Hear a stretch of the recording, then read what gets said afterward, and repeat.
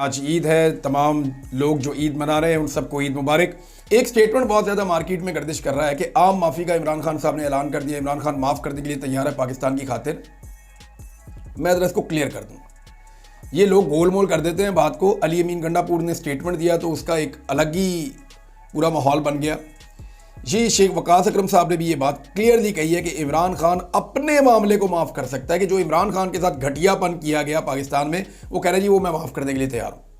लेकिन जो ख़वातीन के साथ हुआ, चादर और चार दीवारी का तकद्दुस पामाल हुआ, शहीद अरशद शरीफ की शहादत हुई, जो सहाफ़ियों के साथ हुआ, जो पाकिस्तान में चादर और चार दीवारी का तकद्दुस पामाल करने के अलावा ख़वातीन को गिरफ्तार किया गया, घसीटा गया सड़कों पर, लाशें गिरी हैं, बेशुमार ज़ख्मी हैं, लोगों को गोलियाँ मारी गई हैं। क्या इमरान खान साहब के पास ये हक है कि वो इन सारे मामलात में भी आम माफ़ी का ऐलान कर दें? मुझे नहीं लगता। रूल ऑफ लॉ अगर आपने मुल्क में लेकर आना है तो उसका तरीक़ाकार यही होगा कि आपने कानून के दायरे में सबको लाकर खड़ा करना है और कानून के मुताबिक कार्रवाई करनी है। अगर वो आप नहीं करेंगे तो फिर कोई फ़ायदा नहीं है।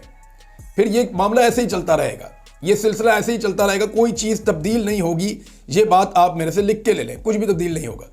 और अब एस्टेब्लिशमेंट चाहती है कि चंद महीने और निकल जाए, वो खतरा वतरा टल जाए और आने वाले वक्त में फिर आने वाले वक्त में देखा जाएगा। ये तो 10-10, 15-15 दिन करके गुजार रहे हैं कि किसी तरह इनकी हुकूमत मुद्दत पूरी कर ले और बड़ी कोशिश कर रहे हैं कि मामला थोड़ा सा और आगे घिसट के चला जाए, थोड़ा सा और आगे घिसट के चला जाए, लेकिन मामला इनसे घसीटा नहीं जा रहा।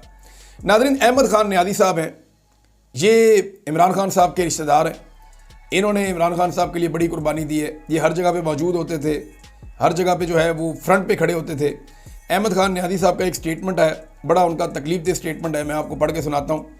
और ये क्योंकि ऐनी शाहिद हैं हर चीज़ के, चाहे वो इमरान खान पे हमला हो या इमरान खान साहब की मीटिंग्स हों या जलसे जुलूस हों, हर जगह पे ये इमरान खान के साथ होते थे। तो उन्होंने कहा कि एक वक्त था कि अगर फालतू का एक सिपाही भी बनी गाला या जमान पार्क आ जाता था तो पूरी पीटीआई अवाम के साथ इमरान खान के घर हिफाजत के लिए पहुँच जाती थी। लेकिन अब ये वक्त आ गया है कि पीटीआई रहनुमाओं के नाक पर मक्खी तक नहीं बैठती। क्या ये सारे जेल और कुर्बानियों के रिकॉर्ड इमरान खान ने ही बनाने हैं या तुम लोग भी कुछ करोगे?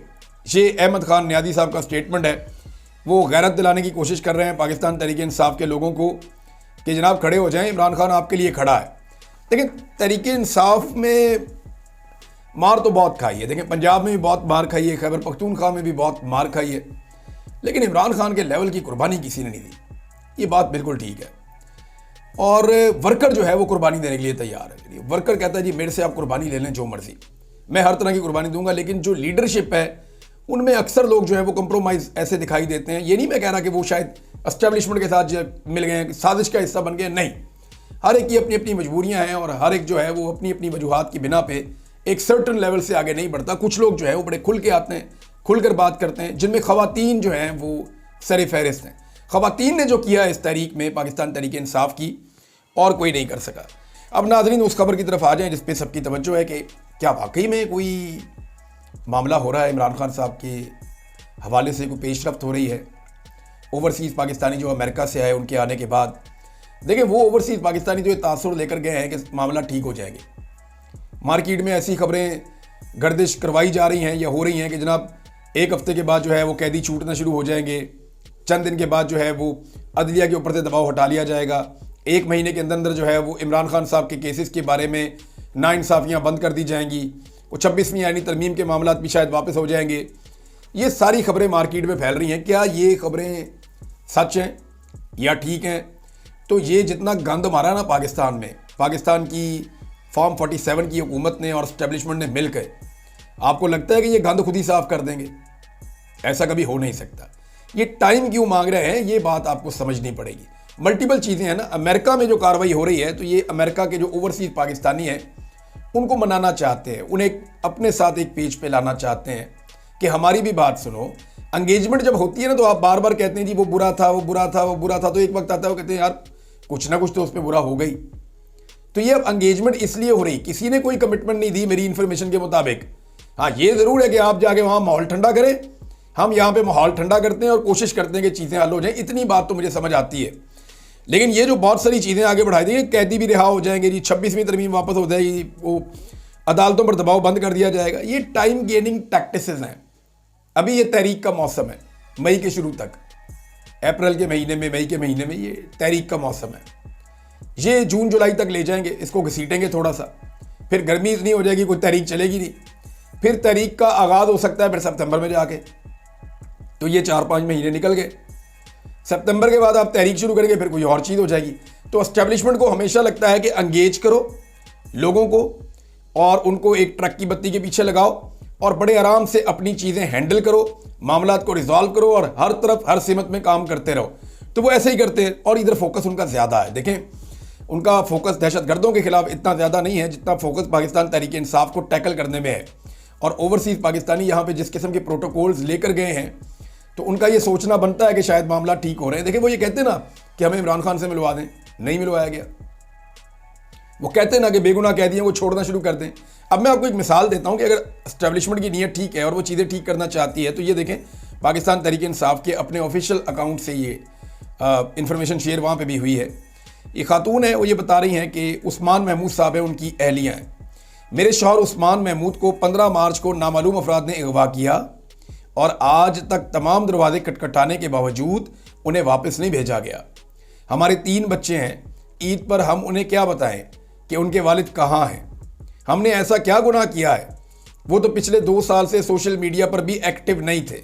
लाहौर से अगवा किए गए social media member Usman Mahmood की अहलिया का वीडियो पैगाम। एक तरफ दावे हो रहे हैं कि चीज़ें ठीक हो रही हैं, दूसरी तरफ ये जो वर्कर्स अगवा हैं, जबरी तौर पर लापता हैं, उनका पता ही कुछ नहीं कि उनके साथ क्या होना है। देखें, कम से कम गुडविल जेस्चर ये तो हो सकता है। चले एक चीज़ मैं बता देता हूँ, एक छोटा सा गुडविल जेस्चर, ठीक है ना। टेम्परेचर डाउन करना है तो दोनों तरफ से होना चाहिए, एक तरफ से तो नहीं हो सकता। और टेम्परेचर कहाँ पे डाउन हो रहा है? इमरान खान की किताबें बंद हैं, बच्चों से वो अपनी बात नहीं कर सकता, मुलाकातें उसकी बंद की हुई हैं, सियासी लीडरशिप उसको मिल नहीं सकती, वो अदालतों में जाके अपीलें कर रहे हैं, अदालतों के अहकामात को बूटों तले रौंदा जा रहा है। ये टेम्परेचर डाउन होने वाली बातें हैं। टेम्परेचर डाउन करना है तो सबसे आसान तरीका मैं आपको बता देता हूँ। सुप्रीम कोर्ट ऑफ पाकिस्तान के फुल कोर्ट ने फैसला दिया हुआ है कि पाकिस्तान तहरीक इंसाफ की मखसूस नशिस्तें उन्हें दे दी जाएं। दे दें मखसूस नशिस्तें, टेम्परेचर डाउन होना शुरू हो जाएगा और कम से कम यकीन तो आएगा किसी को कि अदालती फैसलों पर अमल हो रहा है, इंसाफ होना शुरू हो चुका है। तो कम से कम आप इतना काम कर दें। लेकिन देखिए, मैं आपको एक बात बताता हूँ, मखसूस नशिस्तें नहीं दी जाएंगी पाकिस्तान तहरीक इंसाफ को। उसकी वजह है अदलिया पूरी तरह से कंट्रोल कर दी गई है। अगर पाकिस्तान तहरीक इंसाफ को पाकिस्तान तहरीक इंसाफ की मखसूस नशिस्तें मिल जाती हैं तो पाकिस्तान पीपल्स पार्टी बहुत तगड़ी हो जाएगी और इस हुकूमत को ब्लैकमेल करने की पोजीशन में आ जाएगी। अब आप पूछेंगे कि सीटें मिलनी है पीटीआई को और तगड़ी हो जाएगी पीपल्स पार्टी, ये कैसे हो सकता है? वो मैं बताता हूँ आपको। अगर मखसूस नशिस्तें पाकिस्तान तहरीक इंसाफ के पास चली गई तो पीपल्स पार्टी को पता है कि किसी सूरत पीटीआई पीएमएलएन को सपोर्ट नहीं करेगी। उस वक्त पीपल्स पार्टी जब चाहेगी पीएमएलएन की हुकूमत गिराने के काबिल हो जाएगी। इस वक्त वो पीएमएलएन की हुकूमत गिराने के काबिल नहीं है। बनाने के काबिल तो थी, गिराने के काबिल नहीं है। वजह यह है कि गिराने की कोशिश करेंगे तो कुछ ना कुछ करके मखसूस नशिस्तें अपने खाते में डाल लेगी नून लीग और साथ में फजलुर रहमान साहब को और कुछ लोगों को मिलाकर वो अपनी हुकूमत बचाने की कोशिश करेंगे। लेकिन अगर मखसूस नशिस्तें अगर पीटीआई के पास चली गई तो पीपल्स पार्टी भी तगड़ी हो जाएगी और हो सकता है कि आर्मी चीफ की एक्सटेंशन वाला जो एक कानून पास किया गया कि उनकी 3 साल से 5 साल मुद्दत मुलाजमत की गई है, हो सकता है पीपल्स पार्टी और पीटीआई मिलकर उसको वापस भी कर दें आने वाले वक्त में। और वो इसलिए वापस कर देंगे जनाब, पीपल्स पार्टी के साथ भी वादे पूरे नहीं हो रहे। वहाँ बिलावल को वज़ीर आज़म बनाना था तो बिलावल साहब वज़ीर आज़म भी नहीं बन रहे। अब खबरें ये आ रही हैं कि 2026 में 2026 के मिड में या एंड पे कहीं इलेक्शन करवाया जाएगा। कुछ लोग कहते हैं 2027 में इलेक्शन करवाया जाएगा। लेकिन ये इलेक्शन जब भी होना है, ये अब एस्टेब्लिशमेंट ने इलेक्शन हारना है। तो एस्टेब्लिशमेंट अगर नहीं हारना चाहती तो वो इलेक्शन लड़े ही ना।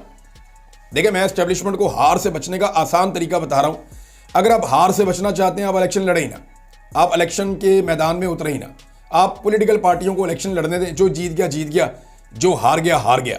अगर आप इलेक्शन लड़ेंगे एस्टेब्लिशमेंट को मैं बता रहा हूं तो आप बहुत बुरी तरह हारेंगे। जो मर्जी आप कर लें, आप बिल्कुल इलेक्शन नहीं जीत सकते।